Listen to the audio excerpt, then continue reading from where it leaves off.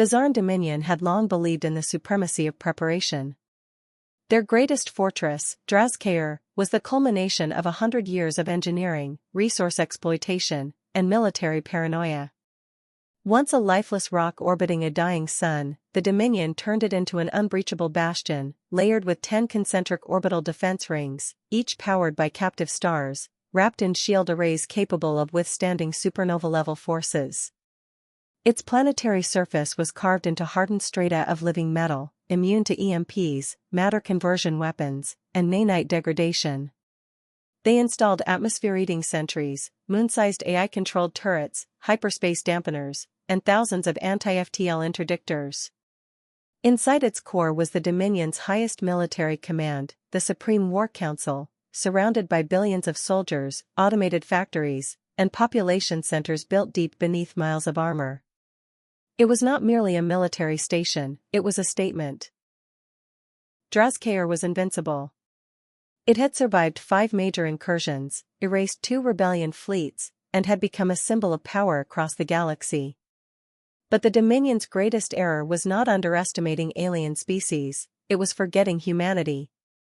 Earth had vanished from galactic politics over 200 years ago, retreating after the collapse of the Accord treaties and disappearing from all known trade routes.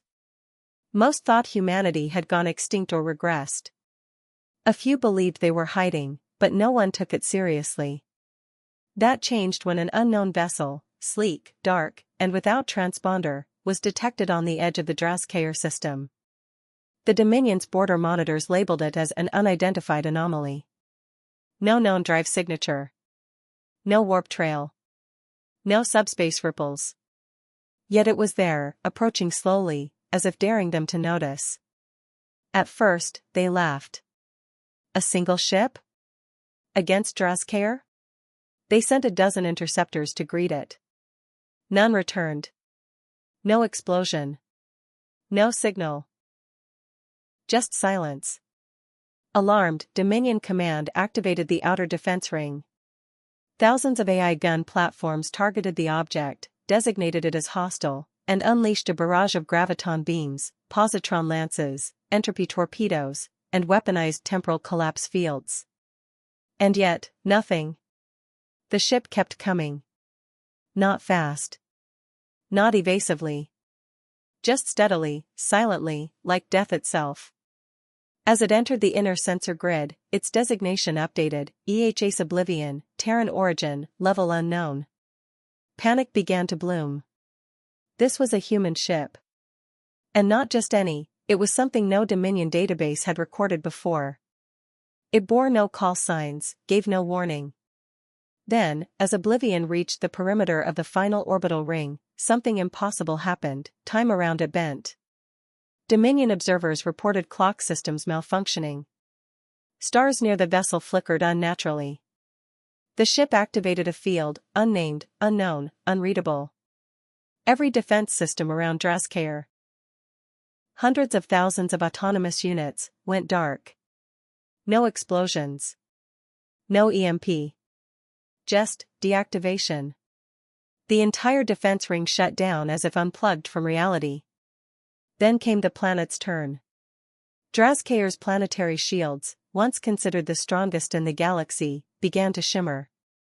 At first they pulsed with flickering light, then dimmed, then vanished.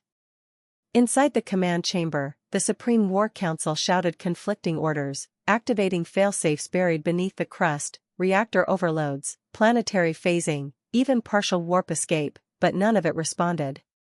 Every signal returned the same error, command not recognized. The Oblivion had not fired a single weapon, but the planet itself was dying. The crust began to ripple like water.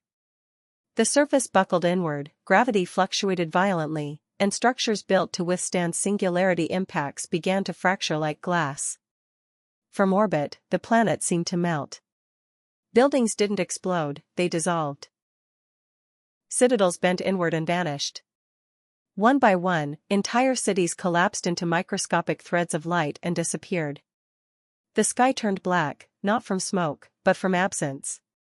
Space itself seemed to recoil. And then, in less than 7 minutes, Drazkair, fortress of the mighty Dominion, ceased to exist. No debris. No crater. Just a cold void where a world once stood. Across the Dominion's empire, screens flickered to life. A transmission, untraceable in origin, spread system-wide. A woman stood in a sterile black command deck, clad in a Terran fleet uniform with no insignia except a symbol long lost to history, a clenched gauntlet around a burning world. Her expression was neutral, her voice eerily calm. This was a warning. Earth remembers your conquest of Varelian 4. We remember the millions dead in silence. You believed we were gone. We were preparing. Then the screen cut to black. Across Dominion space, chaos erupted. Admirals screamed for explanations. Scientists tore apart what little sensor data they had. Theories ranged from antimatter spatial collapse to dark tech manipulation, but none could explain the result. The truth was simpler, and far more terrifying. Humanity had never disappeared. They had retreated from diplomacy, turned inward, and in secret, created weapons not of war, but of absolute dominance. While other species expanded and fought for territory, Earth focused on understanding control of space, time, matter, causality. They didn't build a fleet to match the galaxy. They built ships like Oblivion to make the galaxy obsolete.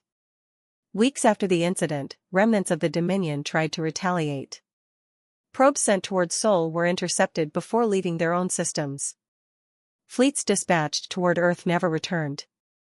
Whispers began to circulate across neutral systems. Traders spoke of other Terran ships, unmarked, silent, appearing near old battlefields or ancient ruins, observing. Watching. It was clear. Earth had returned. Not to conquer.